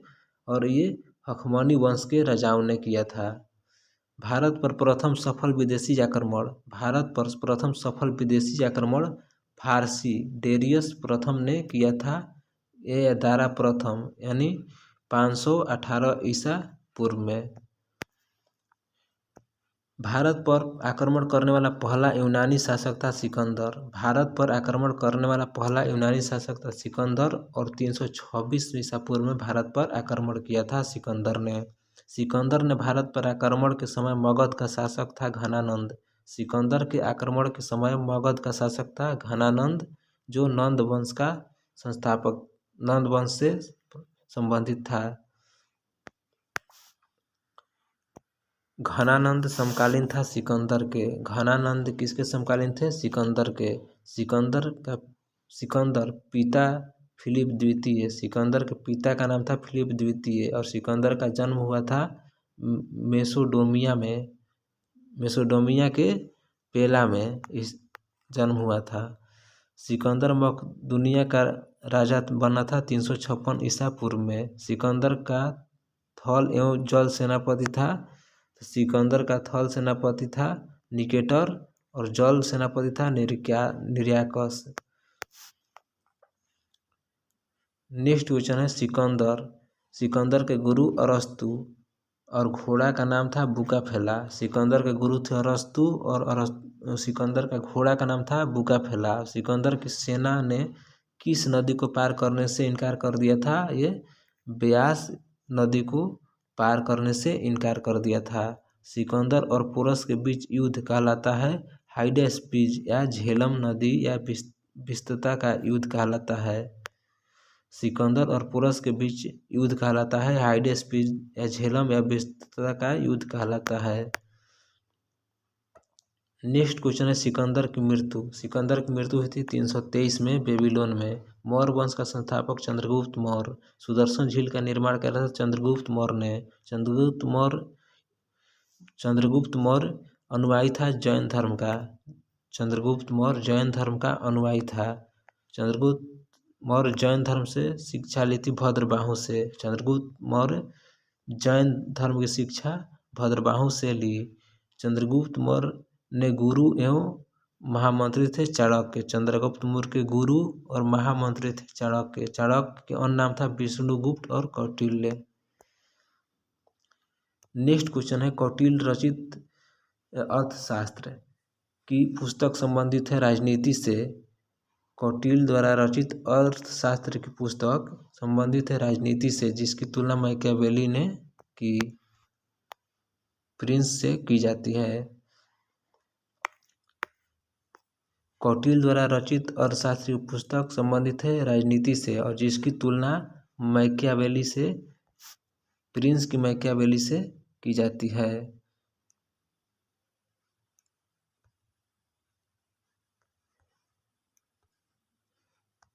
नेक्स्ट क्वेश्चन है कौटिल्य का अर्थशास्त्र कितने अधिकरण में विभाजित है। कौटिल्य का अर्थशास्त्र भारत 15 में विभाजित है। कौटिल्य का अर्थशास्त्र कितने पर अधिकरण विभाजित है 15। भारत का मुक्तिदाता किसे कहा गया है चंद्रगुप्त मौर्य का। भारत का मुक्तिदाता चंद्रगुप्त मौर्य को कहा गया है। भारत का मैकियावेली कहा गया है चाणक्य को। भारत का मैकियावेली कहा गया है चाणक्य को।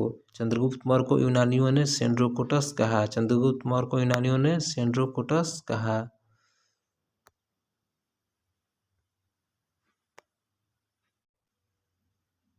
नेक्स्ट क्वेश्चन है विशाख दत्त समकालीन थे।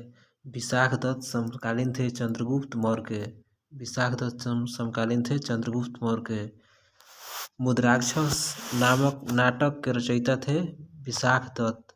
मुद्राक्षस के लेखक थे विशाख दत्त। नेक्स्ट क्वेश्चन है चंद्रगुप्त मौर्य के दरबार में आने वाले प्रथम यूनानी ये मेगास्थनीज थे। चंद्रगुप्त मौर्य के दरबार में आने वाले यूनानी थे प्रथम मेगास्थनीज जो इसका पुस्तक का नाम है इंडिका। इंडिका पुस्तक के लेखक मेगास्थनीज। पाटलिपुत्र के प्रशासन का वर्णन उपलब्ध है मेगास्थनीज की पुस्तक इंडिका में। पाटलिपुत्र के वर्णन का उपलब्ध है मेगास्थनीज की पुस्तक इंडिका में। मेगास्थनीज था सेल्यूकस निकेटर के दरबार में। मेगास्थनीज था सेल्यूकस निकेटर के दरबार में। नेक्स्ट क्वेश्चन है भारत का दौरा करने वाला प्रथम विदेशी चंद्रगुप्त मौर्य के समय था मेगास्थनीज। भारत का दौरा करने वाला प्रथम विदेशी था मेगास्थनीज। वो चंद्रगुप्त मौर्य के दरबार में आया था। सेल्यूकस निकेटर को पराजित किया था। सेल्यूकस को पराजित किया था चंद्रगुप्त मौर्य ने। कब किया था 305 में। नेक्स्ट क्वेश्चन है चंद्रगुप्त मौर्य का विवाह हुआ सेल्यूकस निकेटर की पुत्री कार्नेलियस से के साथ हुआ। चंद्रगुप्त मौर्य का विवाह सेल्यूकस निकेटर की पुत्री कार्नेलिया से हुआ। चंद्रगुप्त मौर्य ने जैन धर्म की दीक्षा ली। चंद्रगुप्त मौर्य ने जैन धर्म की दीक्षा ली जैनी गुरु भद्रबाहु से। चंद्रगुप्त मौर्य ने जैन धर्म की दीक्षा ली थी जैनी गुरु भद्रबाहु से। नेक्स्ट क्वेश्चन है चंद्रगुप्त मौर्य की मृत्यु। चंद्रगुप्त मौर्य की मृत्यु हुई थी 298 ईसा पूर्व में। चंद्रगुप्त मौर्य की मृत्यु 298 ईसा पूर्व में हुई थी। कहाँ हुई थी श्रवणबेलगोला में जो कर्नाटक में पड़ता है और उपवास द्वारा हुआ था। चंद्रगुप्त मौर्य की मृत्यु 298 ईसा पूर्व में श्रवणबेलगोला के कर्नाटक के उपवास विधि में हुआ था। नेक्स्ट क्वेश्चन है श्रवणबेलगोला में गोमतेश्वर मंदिर की विशाल मूर्ति। श्रवणबेलगोला में गोमतेश्वर मंदिर की विशाल प्रतिमा चामुंड राय ने बनवाया था। कब बनवाया था 983 ईस्वी में। नेक्स्ट क्वेश्चन है चंद्रगुप्त मौर्य का पुत्र उत्तराधिकारी बिंदुसार था। चंद्रगुप्त मौर्य का पुत्र था बिंदुसार और उत्तराधिकारी बिंदुसार था। नेक्स्ट क्वेश्चन है अमित घात के रूप में प्रसिद्ध था। अमित घात के रूप में प्रसिद्ध था बिंदुसार। डायमेकस भारत आया था बिंदुसार के दरबार में। बिंदुसार अनुयायी था आजीवक संप्रदाय का। आजीवक संप्रदाय का अनुयायी था बिंदुसार। बिंदुसार का पुत्र उसके उत्तराधिकारी था अशोक। बिंदुसार का पुत्र था अशोक और बिंदुसार का उत्तराधिकारी अशोक ही बना। नेक्स्ट क्वेश्चन है अशोक मगध की गद्दी पर बैठा 269 ईसा पूर्व में। अशोक मगध की गद्दी पर बैठा 269 ईसा पूर्व में। अशोक की राजधानी का नाम पाटलिपुत्र था। अशोक की राजधानी का नाम पाटलिपुत्र। राजगद्दी पर बैठने के समय अशोक का अवंती का राज्यपाल था। राजगद्दी पर बैठने के समय अशोक अवंती का राज्यपाल था। अशोक की माता का नाम था सुभद्रांगी। नेक्स्ट क्वेश्चन है शिलालेख का प्रचलन प्रारंभ किया अशोक ने। शिलालेख का प्रचलन प्रारंभ किया अशोक ने। अशोक के शिलालेख संख्या 14 की खोज।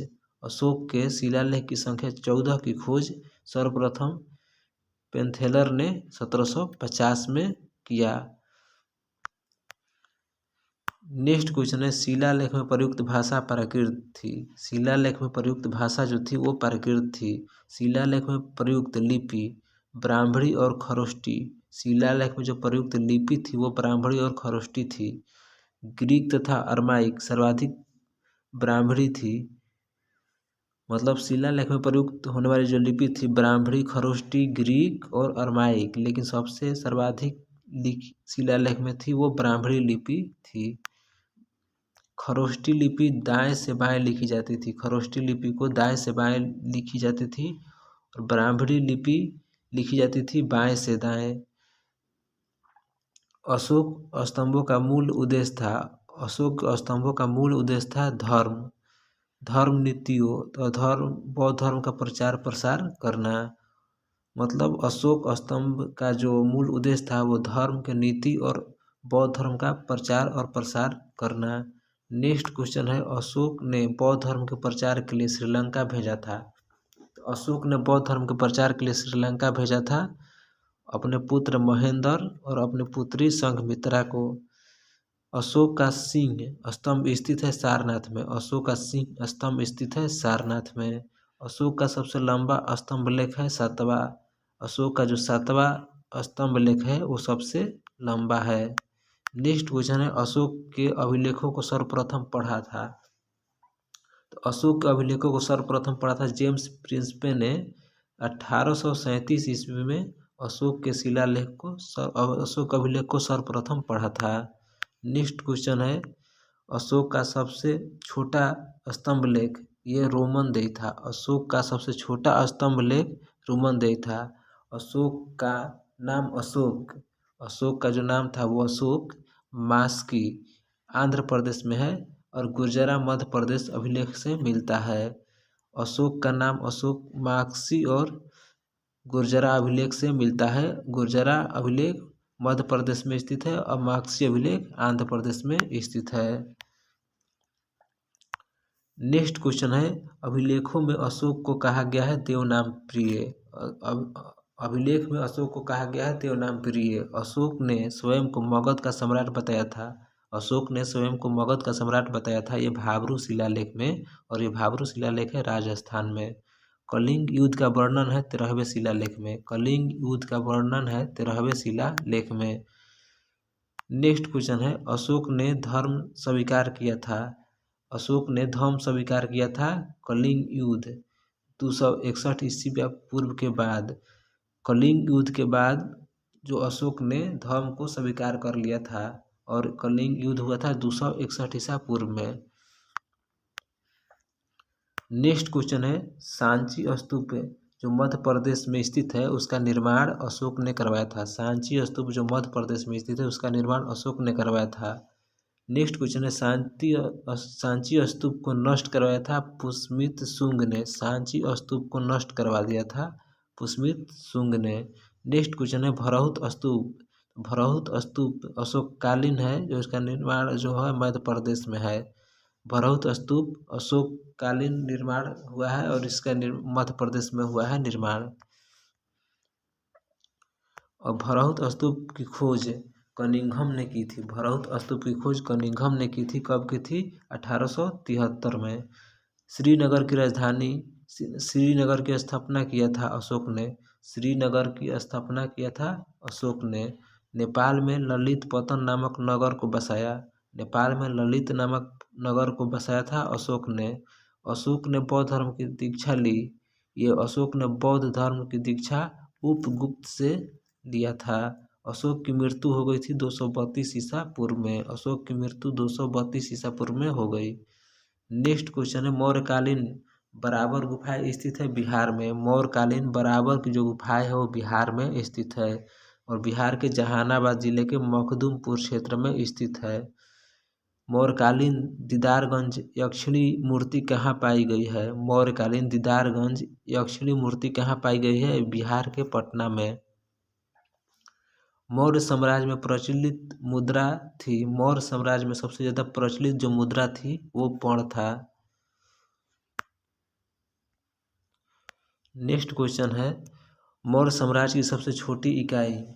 मौर्य साम्राज्य की सबसे छोटी इकाई ग्राम थी। मौर्य वंश का अंतिम शासक ये बृहद्रथ था। मौर्य वंश का अंतिम शासक बृहद्रथ था। बृहद्रथ की हत्या पुष्यमित शुंग ने कर दिया। बृहद्रथ की हत्या किसने किया? पुष्यमित शुंग ने। मौर्य वंश के बाद सत्ता में आया शुंग वंश। मौर्य वंश के बाद शुंग वंश की स्थापना हुई और शुंग वंश की स्थापना पुष्यमित शुंग ने किया। पुष्यमित शुंग ने किया और शुंग शासकों की राजधानी थी विदिशा। शुंग शासकों की राजधानी विदिशा थी। पुष्यमित शुंग ने अश्वमेध यज्ञ कराया था 2। पुष्यमित शुंग ने कितने अश्वमेध यज्ञ कराए थे? 2। मनुस्मृति की रचना हुई थी पुष्यमित शुंग के शासनकाल में। पुष्यमित शुंग के शासनकाल में ही मनुस्मृति की रचना हुई थी। पुष्यमित शुंग के पुरोहित थे पतंजलि। पुष्यमित शुंग के पुरोहित पतंजलि थे। महाभाष्य के रचयिता थे पतंजलि। योग दर्शन के प्रतिपादक पतंजलि। नेक्स्ट क्वेश्चन है तक्षशिला का यवन राजदूत हेलियोडोरस भारत आया। ये शुंग के समय में आया था। 9वें राजा भागवत के समय तक्षशिला का यवन राजदूत हेलियोडोरस भारत आया था शुंग के 9वें राजा भागवत के समय। नेक्स्ट क्वेश्चन है शुंग वंश का अंतिम शासक था देवभूति। शुंग वंश का अंतिम शासक था देवभूति। नेक्स्ट क्वेश्चन है शुंग वंश के बाद स्थापित हुआ कर्ण वंश। शुंग वंश के बाद स्थापित हुआ कर्ण वंश। कर्ण वंश के संस्थापक थे वासुदेव। कर्ण वंश का अंतिम शासक था सुशर्मा। और सतवाहन आंध्र वंश का संस्थापक, सतवाहन वंश को आंध्र वंश भी कहते हैं और इसका संस्थापक था सिमुक। सतवाहन वंश की राजधानी थी प्रतिष्ठान और प्रतिष्ठान कहाँ है? ये महाराष्ट्र में स्थित है। वो महानतम शासक था गौतमीपुत्र सतकर्णी। सतकर्णी जो था वो सतवाहन वंश का महानतम शासक था। सीसा का सिक्का चलवाया था सतवाहनों ने। सीसा और पोटीन का भी सिक्का जो चलवाया था वो सतवाहनों ने ही चलवाया था। सबसे ज़्यादा ब्राह्मणों को भूमि दान में देने की प्रथा की शुरुआत भी सतवाहनों ने ही किया था। सतवाहनों की भाषा और लिपि, सतवाहनों की जो भाषा थी वो प्राकृत थी और लिपि ब्राह्मणी थी। कलिंग वर्तमान में जो उड़ीसा में है, चेदी वंश का संस्थापक था महामेघवाहन। कलिंग के चेदी वंश का संस्थापक था महामेघवाहन। नेक्स्ट क्वेश्चन है चेदी वंश का शक्तिशाली शासक था खारवेल। चेदी वंश का शक्तिशाली शासक खारवेल था। हाथी गुफा अभिलेख उत्कीर्ण कराया था कलिंग नरेश खारवेल ने। हाथी गुफा अभिलेख का निर्माण खारवेल ने किया था। नेक्स्ट क्वेश्चन है हाथी गुफा शिलालेख स्थित है। हाथी गुफा शिलालेख स्थित है उदयगिरी पहाड़ी में। उदयगिरी पहाड़ी में हाथी गुफा शिलालेख है और ये भुवनेश्वर उड़ीसा में है। नेक्स्ट क्वेश्चन है भारत आए विदेशी आक्रमणकारियों का क्रम। तो भारत आए विदेशी आक्रमणकारियों का क्रम है, सबसे पहले आए थे हिंद यूनानी, उसके बाद शक, उसके बाद पार्थियन और उसके बाद कुषाण। हिंद यूनानी की जो राजधानी थी वो साकल थी। हिंद यूनानियों की राजधानी साकल। भारत में सर्वप्रथम सोने के सिक्के जारी किए थे हिंद यूनानियों ने और इनको ही इंडो ग्रीक कहा जाता है के शासकों ने। भारत में सर्वप्रथम सोने के सिक्के जारी किए थे हिंद यूनानी और इंडो ग्रीक शासकों ने। सैनिक शासन व्यवहार मिलाया गया था ग्रीकों के द्वारा। सैनिक शासन व्यवहार मिलाया गया था ग्रीकों के द्वारा। नेक्स्ट क्वेश्चन है भारत आने वाले प्रथम यवन डेमेट्रियस था। भारत आने वाले प्रथम यवन डेमेट्रियस था।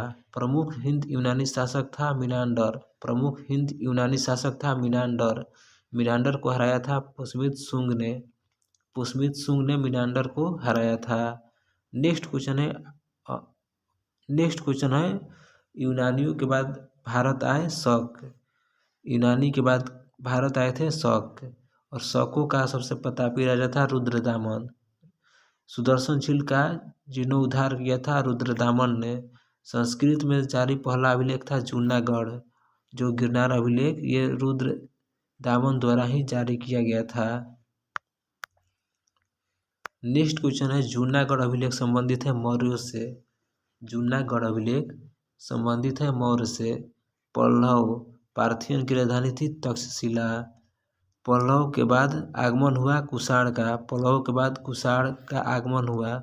कुषाण वंश का संस्थापक था कुजुल कड़फिसेस। कुजुल कड़फिसेस ने कुषाण वंश की स्थापना की थी। कुषाण वंश का प्रसिद्ध शासक था कनिष्क। कुषाण वंश का प्रसिद्ध शासक था कनिष्क। कनिष्क की पहली राजधानी थी मथुरा। कनिष्क की पहली राजधानी थी पुरुषपुर और दूसरी राजधानी थी मथुरा। कनिष्क की पहली राजधानी थी पुरुषपुर और कनिष्क की दूसरी राजधानी थी मथुरा। कनिष्क अनुयायी था महायान संप्रदाय का। कनिष्क महायान संप्रदाय का अनुयायी था। द्वितीय अशोक कहा जाता था कनिष्क को। कनिष्क को द्वितीय अशोक भी कहा जाता था। कनिष्क के दरबार में थे नागार्जुन, अश्वघोष, वासुमित्र, चरक और चरक ने चरक संहिता की रचना की। नेक्स्ट क्वेश्चन है बुद्ध चरित्र की रचना। तो बुद्ध चरित्र की रचना ये अश्वघोष ने की थी। आयुर्वेद का जनक माना जाता है चरक को। भारत का आइंस्टीन नागार्जुन को कहा जाता है और शून्यवाद के प्रवर्तक नागार्जुन को कहा जाता है। सिल्क मार्ग आरंभ हो गया था। सिल्क मार्ग का प्रारंभ कनिष्क के शासनकाल में। शक संवत चलाया कनिष्क ने। शक संवत कनिष्क ने चलाया था। कब चलाया था? 78 ईसा में चलाया था कनिष्क ने। राष्ट्रीय कैलेंडर आधारित है शक संवत पर। राष्ट्रीय कैलेंडर शक संवत पर आधारित है। राष्ट्रीय कैलेंडर का प्रथम माह होता है चैत। राष्ट्रीय कैलेंडर का प्रथम माह होता है चैत। विक्रम संवत की शुरुआत 58 ईसा पूर्व में हुई थी। विक्रम संवत की शुरुआत 58 ईसा पूर्व में हुई थी। बुद्ध की मूर्ति का निर्माण कुषाण काल में हुआ था। बुद्ध की मूर्ति का निर्माण कुषाण काल में हुआ था। बाल विवाह प्रारंभ हुआ था कुषाण काल में। बाल विवाह प्रथा आरंभ हुआ था कुषाण काल में। गंधार शैली फली फूली थी कुषाण काल में। शुद्ध सोने के सिक्के चलवाए थे कुषाणों ने। प्राचीनतम सिक्का कहलाता है आहत सिक्का। नेक्स्ट क्वेश्चन है कुषाण वंश का अंतिम शासक था वासुदेव। गुप्त वंश का संस्थापक था श्रीगुप्त। गुप्त वंश का वास्तविक संस्थापक था चंद्रगुप्त। महाधिराज की उपाधि धारण किया था चंद्रगुप्त प्रथम ने। नेक्स्ट क्वेश्चन है गुप्त संवत चलाया था चंद्रगुप्त प्रथम ने 319 ईसा पूर्व 319 ईस्वी में। गुप्त संवत चंद्रगुप्त प्रथम ने चलाया था 319 ईस्वी में। चंद्रगुप्त प्रथम का उत्तराधिकारी समुद्रगुप्त था। चंद्रगुप्त प्रथम का उत्तराधिकारी समुद्रगुप्त था। सिक्कों पर बीड़ा बजाते स्थित है समुद्रगुप्त। अश्वमेध यज्ञ का संपादित किया था समुद्रगुप्त ने। समुद्रगुप्त को भारत का नेपोलियन कहा जाता था। समुद्रगुप्त को भारत का नेपोलियन कहा जाता था। विंसेंट आयर स्मिथ ने कहा था भारत का नेपोलियन समुद्रगुप्त को। समुद्रगुप्त का दरबारी कवि था हरिसेन। हरिसेन किसका दरबारी कवि था? समुद्रगुप्त का। नेक्स्ट क्वेश्चन समुद्रगुप्त के विजय अभियानों का उल्लेख। प्रयाग प्रशस्ति लेख की रचना हरिसेन ने की थी। समुद्रगुप्त के विजय के अभियानों का उल्लेख मिलता है प्रयाग प्रशस्ति लेख में और प्रयाग प्रशस्ति लेख की रचना हरिसेन ने की थी। नेक्स्ट क्वेश्चन है समुद्रगुप्त का उत्तराधिकारी चंद्रगुप्त द्वितीय हुआ। समुद्रगुप्त का उत्तराधिकारी चंद्रगुप्त द्वितीय हुआ। चंद्रगुप्त द्वितीय यानी विक्रमादित्य को कहा जाता है। चंद्रगुप्त द्वितीय ने अपनी दूसरी राजधानी बनाया था उज्जैन में। चंद्रगुप्त द्वितीय को कहता है विक्रमादित्य और चंद्रगुप्त द्वितीय ने दूसरी राजधानी बनाई थी उज्जैन और इनकी प्रथम राजधानी थी पाटलिपुत्र। चंद्रगुप्त द्वितीय की प्रथम राजधानी थी पाटलिपुत्र। नेक्स्ट क्वेश्चन है आर्यभट्ट, कालिदास, धन्वंतरी और बराहमिहिर। आर्यभट्ट, कालिदास, धन्वंतरी और बराहमिहिर सुश्रुत क्षरपक ये चंद्रगुप्त द्वितीय के दरबार में रहते थे। बराहमिहिर आर्यभट्ट थे। बराहमिहिर था खगोलविद और आर्यभट्ट गणितज्ञ थे। दशमलव प्रणाली का विकास आर्यभट्ट ने किया। मेघदूत कुमार संभवन की रचना कालिदास ने की। मेघदूत और कुमार संभवन की रचना कालिदास ने की। शैल चिकित्सा के जनक थे सुश्रुत। शैल चिकित्सा के जनक थे सुश्रुत। गीत गोविंद के लेखक, गीत गोविंद के रचयिता थे जयदेव। पंचतंत्र के लेखक थे विष्णु शर्मा। पंचतंत्र के लेखक थे विष्णु शर्मा। हितोपदेश पुस्तक के लेखक, हितोपदेश पुस्तक के लेखक नारायण पंडित। हितोपदेश पुस्तक के लेखक नारायण पंडित। स्वप्नवास वादिता के लेखक थे भाष्य। स्वप्नवास वादिता के लेखक थे भाष्य। मालती माधव के लेखक थे भवभूति। मालती माधव के लेखक थे भवभूति। कथा सरित्र सागर के लेखक, कथा सरित सागर के लेखक थे सोमदेव। नेक्स्ट क्वेश्चन है प्रसिद्ध चीनी यात्री। प्रसिद्ध चीनी बौद्ध यात्री फाहियान आया था चंद्रगुप्त द्वितीय के शासनकाल में, 5वीं शताब्दी में आया था। सर्वाधिक स्वर्ण मुद्रा जारी गुप्त काल में हुआ। सर्वाधिक स्वर्ण मुद्रा को जारी गुप्त काल में किया गया। सर्वाधिक चांदी का सिक्का को सर्वप्रथम चलाया था। चांदी के सिक्का को सर्वप्रथम चलाया था चंद्रगुप्त द्वितीय ने। शकों पर विजय के उपलक्ष्य में चलवाया था चांदी का सिक्का चंद्रगुप्त द्वितीय ने।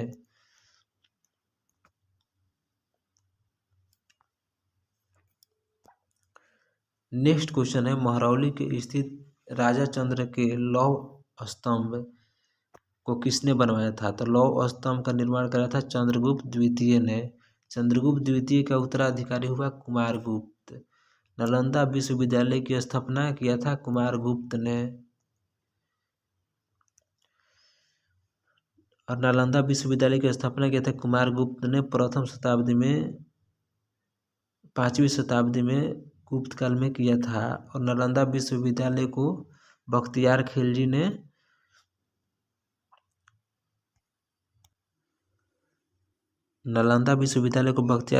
ढहवा दिया था।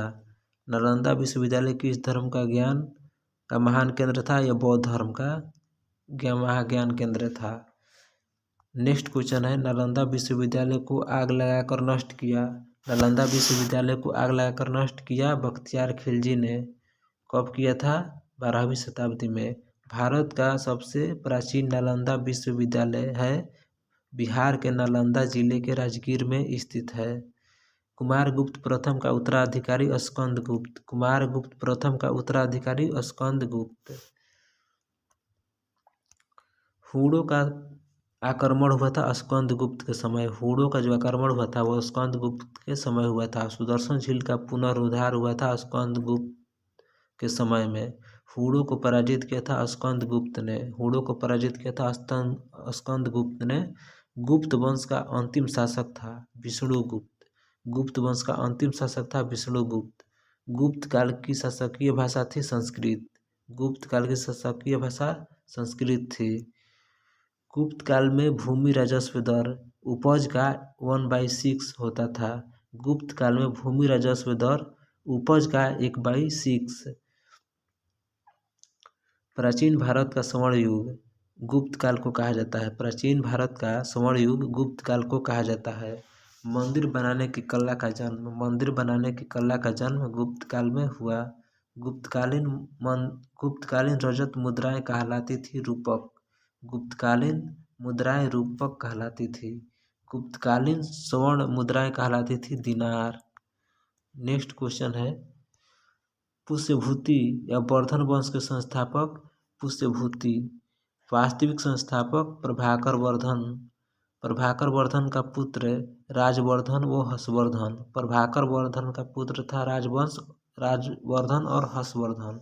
हर्षवर्धन के साम्राज्य की राजधानी थी कनौज। हर्षवर्धन के साम्राज्य की राजधानी थी कनौज। भूमि देने की सामंती प्रथा का प्रारंभ हर्षवर्धन ने कराया था। भूमि देने की सामंती प्रथा का प्रारंभ हर्षवर्धन ने करवाया था।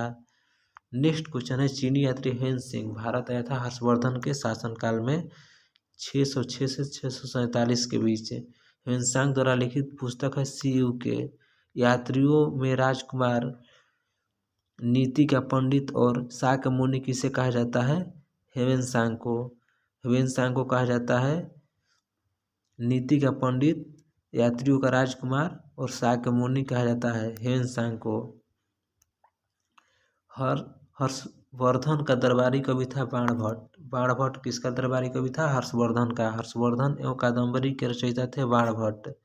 हर्षचरित एवं कादम्बरी के रचयिता थे बाणभट्ट। हर्षवर्धन प्रत्येक 5 साल बाद धार्मिक सम्मेलन में आयोजित करता था प्रयाग में आयोजित करता था। नेक्स्ट क्वेश्चन है आर्यभट्ट, कालिदास, धन्वंतरि, वराहमिहिर, सुश्रुत और सर्पक थे चंद्रगुप्त द्वितीय के दरबार में। चंद्रगुप्त द्वितीय के दरबार में कौन कौन रहते थे?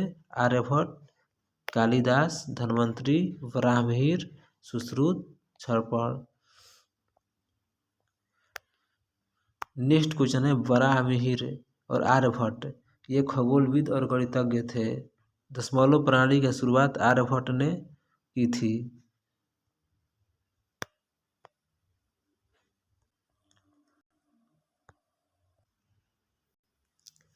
नेक्स्ट क्वेश्चन है हर्षवर्धन का दरबारी कवि था। हर्षवर्धन का दरबारी कवि था बाणभट्ट। हर्षचरित एवं कादम्बरी के रचयिता थे बाणभट्ट। हर्षवर्धन प्रत्येक 5 वर्ष बाद धार्मिक सम्मेलन का आयोजन करता था प्रयाग में। हर्षवर्धन के शासनकाल में भू राजस्व वितरण था 1/6। नेक्स्ट क्वेश्चन है पुलकेशिन द्वितीय ने हर्षवर्धन को 634 ईस्वी में पराजित किया था नर्मदा नदी के तट पर। पुलकेशिन द्वितीय ने हर्षवर्धन को 634 ईस्वी में पराजित किया था नर्मदा नदी के तट पर। भारत का अंतिम हिंदू सम्राट हर्षवर्धन था। भारत का अंतिम हिंदू सम्राट हर्षवर्धन। संगम युग का महान शासक कारगिल था। संगम युग का महान शासक कारगिल। संगम का अर्थ है कवियों की गोष्ठी और सभा। संगम का अर्थ है कवियों की गोष्ठी और सभा से संगम युग का इतिहास किस राज्य के इतिहास से संबंधित है? ये तमिलनाडु से संबंधित है संगम राज्य का इतिहास से। नेक्स्ट क्वेश्चन है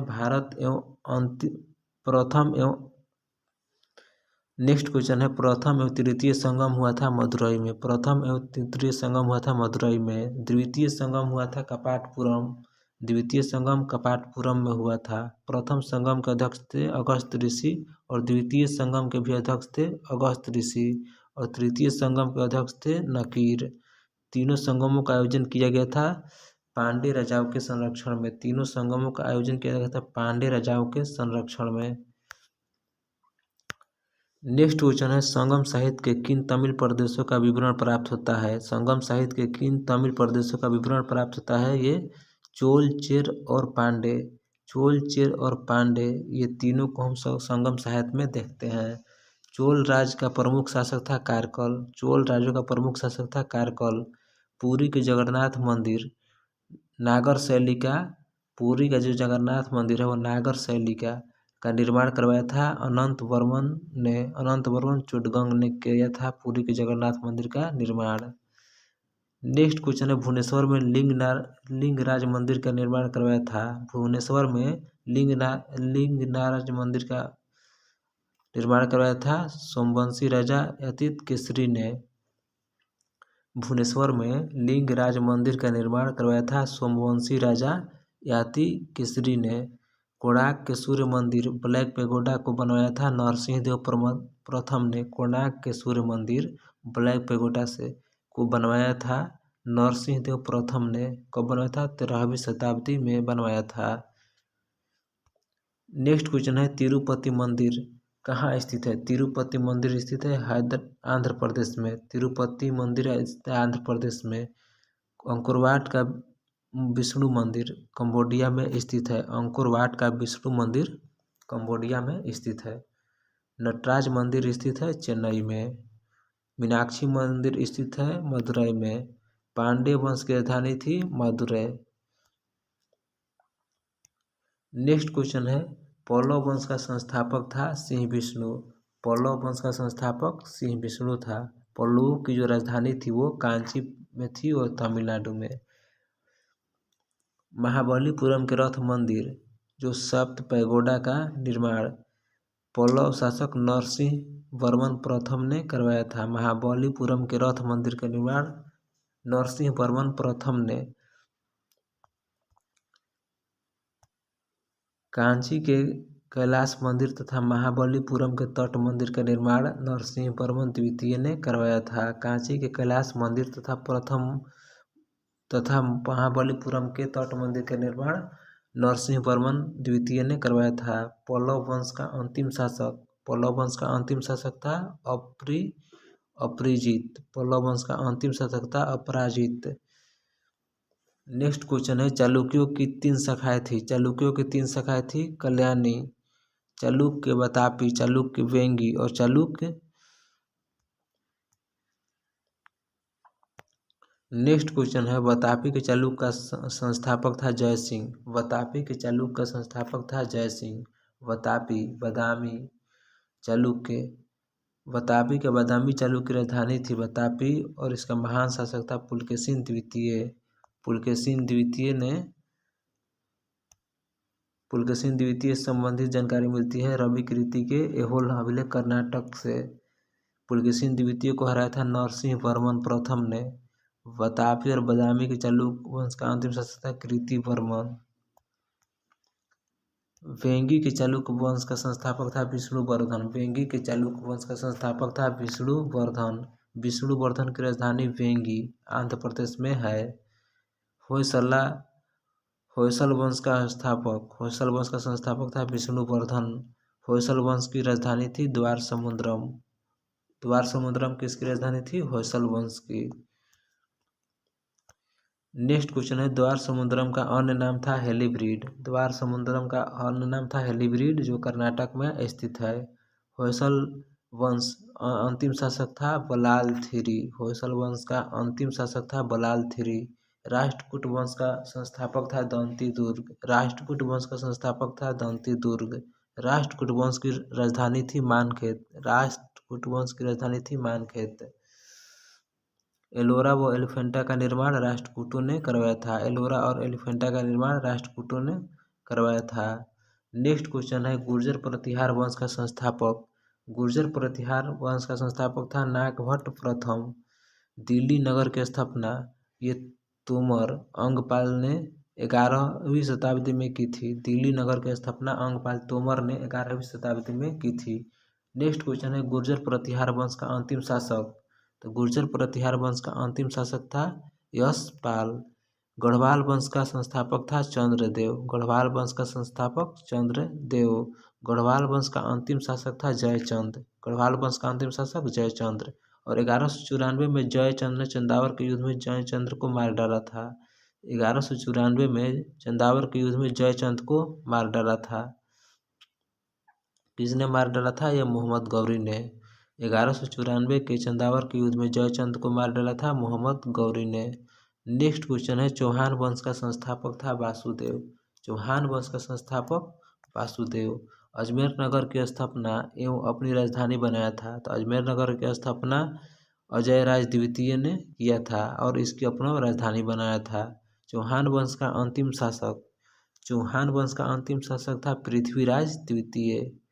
चौहान वंश का अंतिम शासक था पृथ्वीराज तृतीय। अन्य नाम था पृथ्वीराज चौहान राय पिथोरा। नेक्स्ट क्वेश्चन है, पृथ्वीराज चौहान का राज कवि था चंदवरदाई। पृथ्वीराज चौहान का राज कवि था चंदवरदाई। पृथ्वीराज रासो की रचना चंदवरदाई ने की। पृथ्वीराज रासो की रचना की थी चंदवरदाई।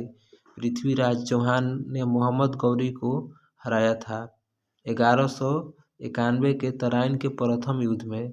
पृथ्वीराज चौहान ने मोहम्मद गौरी को हराया था 1191 में तराइन के प्रथम युद्ध में। मोहम्मद गौरी ने पृथ्वीराज चौहान को हराया था 1192 तराइन के द्वितीय युद्ध में। नेक्स्ट क्वेश्चन है, परमार वंश का संस्थापक था उपेंद्र राज। परमार वंश का संस्थापक उपेंद्र राज। परमार वंश का प्रमुख शासक था राजा भोज। कविराज की उपाधि से विभूषित था राजा भोज। चंदेल वंश का संस्थापक था नन्हुक। चंदेल वंश का संस्थापक था नन्हुक। चंदेल वंश की प्रारंभिक राजधानी थी कलिंजर। चंदेल वंशों की प्रारंभिक राजधानी कलिंजर थी। चंदेल वंश के प्रमुख राजा हुए थे राजा धंग। राजा धंग चंदेल वंश का प्रमुख राजा हुए। धंग ने अपनी राजधानी बनाया खजुराहो में। कंदरिया महादेव मंदिर का निर्माण करा था धंग ने। खजुराहो मंदिर का निर्माण चंदेल शासक धंग ने ही करवाया था। नेक्स्ट क्वेश्चन है, खजुराहो का मंदिर बना है नागर शैली से। खजुराहो का मंदिर नागर शैली से बना है। खजुराहो का मंदिर संबंधित है जैन धर्म से। खजुराहो का मंदिर है मध्य प्रदेश में। चंदेल वंश का सबसे प्रतापी शासक यशोवर्मन था। चंदेल वंश का सबसे प्रतापी शासक यशोवर्मन था। मिहिर कुल पराजित हुआ था यशोवर्मन द्वारा। मिहिर कुल जो था वो यशोवर्मन द्वारा पराजित हो गया था। चंदेल वंश का आखिरी शासक था परमल। चंदेल वंश का अंतिम शासक था परमल। आल्ला एवं रुदल दो नामक बहादुर सेना नायक ये परमल के दरबार में रहते थे। सोलंकी वंश का संस्थापक था मूलराज प्रथम। सोलंकी वंश का संस्थापक था मूलराज प्रथम। सोलंकी वंश की राजधानी थी अहिलवाड़। सोलंकी वंश के प्रमुख शासक कौन थे? तो ये थे भीम। भीम प्रथम, जय सिंह, सिद्धराज, भीम द्वितीय। सोलंकी वंश के प्रमुख शासक हुए भीम, भीम द्वितीय, भीम प्रथम और भीम द्वितीय। जय सिंह और सिद्धराज सोलंकी वंश के प्रमुख शासक हुए। नेक्स्ट क्वेश्चन है, महमूद गजनी ने सोमनाथ मंदिर पर आक्रमण किया था भीम प्रथम के शासनकाल में। दिलवाड़ा के प्रसिद्ध जैन मंदिर का निर्माण भीम प्रथम के समय बिमल शाह ने करवाया था। नेक्स्ट क्वेश्चन है, सोलंकी वंश का अंतिम शासक था भीम द्वितीय। सोलंकी वंश का अंतिम शासक था भीम द्वितीय, जिन्होंने 1178 में मोहम्मद गौरी को हराया था। सिसोदिया वंश के प्रमुख शासक थे महाराणा प्रताप। सिसोदिया वंश के प्रमुख शासक थे महाराणा प्रताप। नेक्स्ट क्वेश्चन है, मेवाड़ पर शासन था सिसोदिया वंश का। मेवाड़ पर किसका शासन था? सिसोदिया वंश का। मेवाड़ की राजधानी कहाँ थी? तो ये चित्तौड़ में। मेवाड़ की राजधानी चित्तौड़ में विजय स्तंभ का निर्माण करवाया। विजय स्तंभ का निर्माण राणा कुंभा ने करवाया। नेक्स्ट क्वेश्चन है, महाराणा संगा ने इब्राहिम लोदी को पराजित किया था खतौली के युद्ध में और ये हुआ था 1518 ईसा ईस्वी में।